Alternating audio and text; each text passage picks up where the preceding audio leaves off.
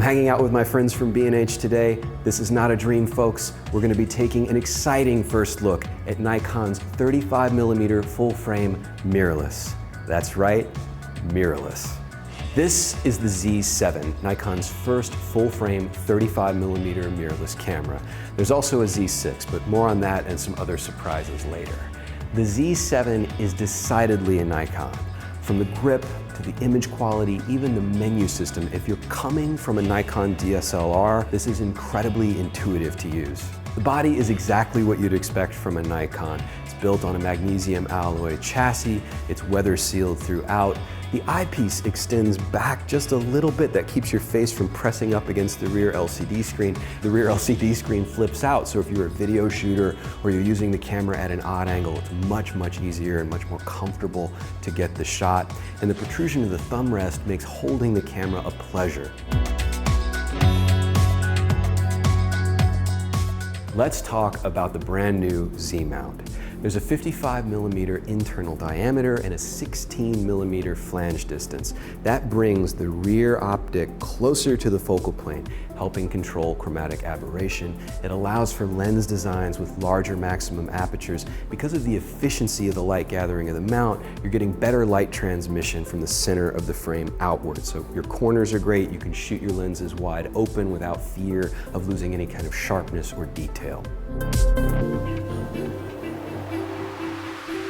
New mount, new lenses. Brand new NIKKOR Z 35mm 1.8S, 50mm 1.8, and a brand new 24-70 f4. So a camera is only as good as the lenses that you put in front of it. Now, Nikon has tons of legacy f-mount lenses. You can use those without any compromise using the FTZ mount adapter. Essentially, this allows you to put any previous NIKKOR f-mount lens on a Z-series camera body. There are 360 f-mount lenses that you can use with the adapter. Over 90 will support autofocus and automatic exposure capability. Here's the thing, I'm not a fan of adapters. Whenever I've mounted an adapter between a mirrorless camera body and some other lens, there's been something that goes wrong, whether it's an autofocus or an exposure issue, whether it's just the play in the mount and fear of the whole thing coming apart. I had none of that today with the FTZ adapter. I used it with some of my favorite lenses, the 70-200 VR, the 60mm micro, and the 105 f1.4. All of them operated just as they would on a Nikon DSLR. Autofocus was fast and snappy, no communication issues, and everything felt solid. That to me was really one of the most surprising things. There was no play. Even when using a heavier piece of glass like the 70-200, I felt no play in the use of the lens. Under the hood, there's a brand new Nikon designed 45.7 megapixel backside illuminated sensor. Wonderful ISO range between 64 and 25,600. There are 493 phase detection autofocus points that cover 90% of the sensor. Now, phase detection is all about speed, so if you're shooting fast action, awesome. But when critical focus is a must, Nikon's pinpoint contrast detection autofocus mode is where you want to be. Slower than phase detection, but it gives you critical focus when it counts. Now, the electronic viewfinder has been a hallmark of mirrorless systems from the beginning, but what makes the Nikon Z series different is the glass that goes into that electronic viewfinder. There's a spherical glass, there's fluorine-coated glass. It makes the experience looking through the viewfinder incredibly clear. Whether you tilt slightly off angle, reading from top to bottom, left to right, it makes the viewing experience incredibly clear. There's a high-speed frame rate up to 5.5 frames per second, and there's a high-speed plus mode, gets you up to 9 frames per second. There's even a silent shutter mode when absolute silence is a must. Think event shooters, street photography, any type of situation where silence is golden. The camera will work with EN-EL15 series batteries. It ships with the brand new EN-EL15B battery, which allows for charging over USB. There's a single XQD card slot. By a firmware update in the future, this will support the CF Express protocol. Let's talk about video.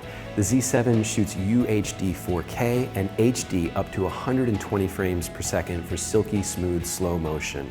High order bid here? autofocus. It's incredibly reliable and consistent.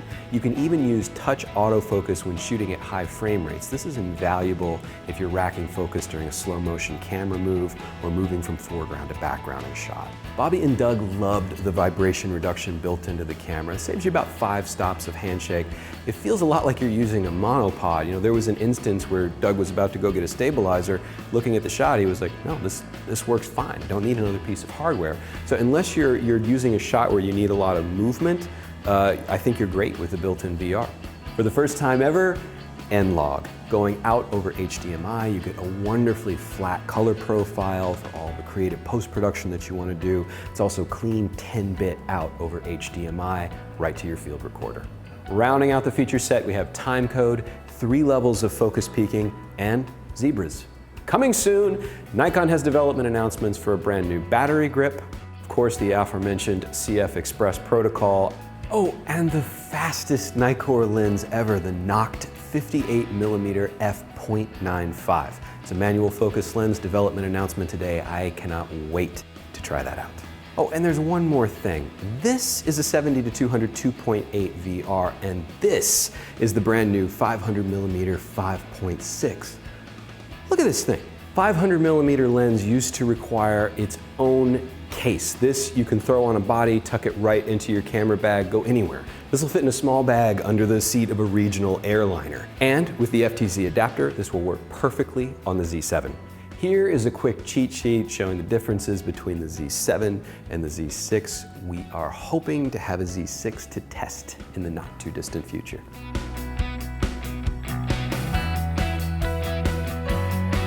Well, I had an amazing time playing with the Nikon Z7 today. Tomorrow we're actually having a live stream panel discussion talking about the camera and Nikon's foray into full frame mirrorless. For more on the Nikon Z7, photography, and all things imaging, visit B&H. I'm photographer David Flores. See you next time.